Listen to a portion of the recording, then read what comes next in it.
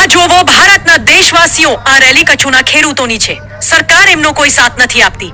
Rally નીકળી છે અદાની કંપનીના ખિલાફ. આજે 4 મહિનાથી હેરાન ખેડૂતો તો એમની જમીન બચાવવા માટે આંદોલન કરે છે રહ્યા. કોઈ પ્રશાસન કે પોલીસનો સપોર્ટ નથી. આજે પૂરા ગુજરાતમાં અદાની કંપની દ્વારા દાદાગીરી અને જોર જબરદસ્તીથી ખેડૂતોની જમીનમાં કબજા થઈ રહી છે. પોલીસ પ્રોટેક્શનના નામ એ કંપની દાદાગીરી કરે છે. રહી અદાની કંપનીને પૂરો સાથ છે ભાજપ સરકારનો. આજે જે ખેડૂત પોતાની બાપ દાદાની જમીન ના સાચવી શકતો હોય તો આવનાર દિવસોમાં ભાજપ સરકાર પર કેમ ભરોસો કરવો? દેશવાસીઓને સાફ દેખાઈ રહ્યો છે ખેડૂતોને કે એમની આવાજ દબાવી નાખી છે ઉદ્યોગપતિ અદાની દ્વારા.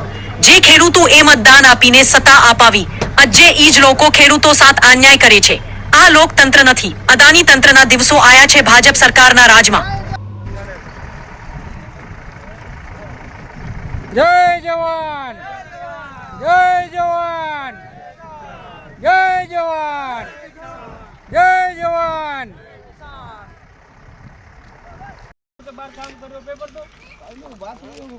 कॉरिडोर के बाहर काम चल रहा है, उसका दिया है क्या किसी को? कोई खेडूत को दिया है पैसा? खेडूत को तो दबा ही रहे हो, अभी वो लोग को भी दबाओ. हाँ, तुम कॉरिडोर के बाहर काम कर रहे हो, उसका क्या है? મિત્રો આગળ તમને બતાવશું મુખ્ય પોલીસ અધિકારીનો ખેડૂતો પ્રતિ દબંગ સ્ટાઇલ. હા, દબંગ સ્ટાઇલ. પોલીસ અધિકારી જોઈ શકો છો કેમ ગોલ ફીરવે છે ખેડૂતોને. એમનો દબંગ સ્ટાઇલ જોઈ શકો છો મિત્રો. કામ કરવાનો કંપની કને એવો હુકમ હોય તો કંપની આપે અમને. તમે રોજ કંપનીવાળા તમે રોજ વાત કરો છો, એવું તો નથી તમે આજ વાત કરો છો. તમે છેલ્લા 115 દિવસથી કંપનીવાળાને વાત કરો છો. કંપની વાળા સાહેબ ખેડૂતોને છે ને એમ જ કહે છે કે તમને દેશું, પણ આજ સુધી દેવાના નામે કાંઈ દીધું નથી. હજી સુધી ઉતાણીયા વાળો ભાઈ છે કીધવાનો કહે છે મને દઈ દો હું જાતો રહું, પણ એને હજી સુધી ફિગર નથી બતાવ્યો. બોલો એના ફિગરે કંપની વાળો નક્કી કરી દેશે સાહેબ. પણ સાહેબ કંપની નક્કી ના કરે ને એ જમીન કંપનીની નથી. બરોબર? હા સાહેબ.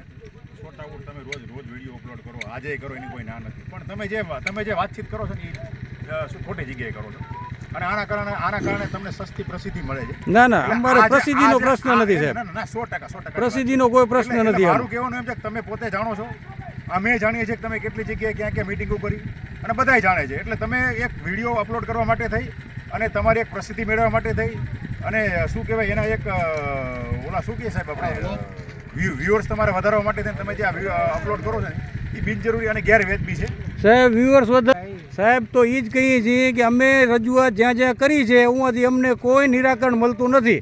આજે કલેક્ટર સાહેબ પણ રજૂઆત કરી, કોઈ નિરાકરણ નથી મળ્યું. બરોબર? છેલ્લે મંત્રી સાહેબને મંત્રીમંડળને મળીએ ગાંધીનગરમાં, હું કાંઈ નિરાકરણ નથી આનો, તો અમારે ક્યાં રજૂઆત કરવાની? છેલ્લો ઓપ્શન તો એ જ બચે ને ખેડૂત કને, કે ખેડૂતના ખેતરમાં જઈને બેસે. ઉંવાથી આપશ્રી બારે કાઢો ખેડૂતોને. જે પણ કામ થતું હોય ને એ સરકારશ્રીની સૂચના મુજબ જ થતું હોય. સરકારશ્રીની સૂચના મુજબ કાંઈ પણ કામ ન થાય સાહેબ. સરકારશ્રીની સૂચના એ છે કે 67 મીટરનો કોરિડોર સરકારશ્રીએ લખી દીધો છે. સરકાર એની બહાર ન જાય સાહેબ, લખીને દીધો છે 67 મીટરનો કોરિડોર. બોલાવો કંપનીવાળાને, બોલાવી લો, એમની પાસે કાંઈ હુકમ હોય 67 મીટરની બહારનું કામ કરવાનું તો બતાવી દો અમને, અમે એક્સેપ્ટ કરીએ છીએ.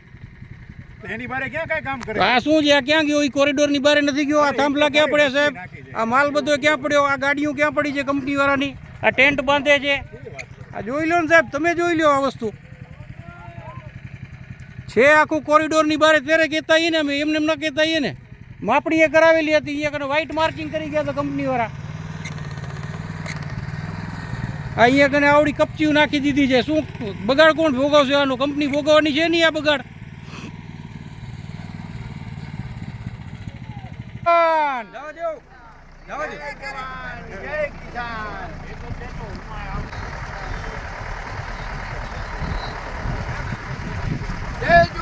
જય કિસાન, જય કિસાન, જય જવાન,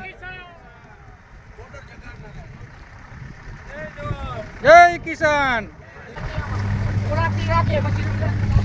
મિત્રો જોઈ શકાય છે કે હજારોની સંખ્યામાં આ ખેડૂતોની રેલી વાંડિયા ગામથી નીકળી છે શાંતિપૂર્વક આંદોલન માટે.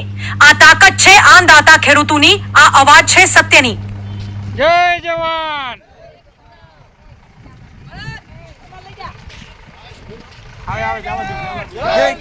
આગળ જે દ્રશ્ય તમે જોવાના છો મિત્રો, એ જોઈને આજ જે જનતા સોચમાં પડવાની છે, જે પૂરા ગુજરાતમાં બુટલેગરો, ચોર, લૂંટેરાઓના પાછળ દોડતા પોલીસને ક્યારે નહીં જોયા હોય, પણ આ ખેડૂતોની પાછળ દોડી દોડીને લાડી થઈ છે.